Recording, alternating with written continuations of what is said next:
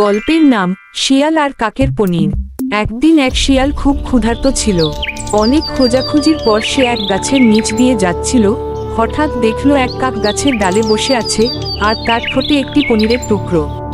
শিয়ালের মুখে পানি এসে গেল। সে ভাবল, এই পনিরটা যদি আমি পাই। তখন সে চালাকি করে কাককে মুগ্ধ করার অভিনয় শুরু করল।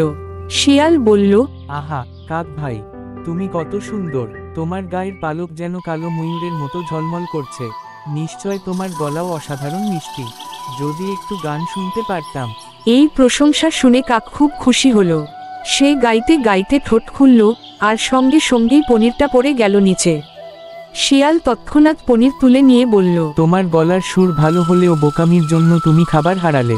ধন্যবাদ কাক ভাই। এই বলে শিয়াল হাসতে হাসতে চলে গেল।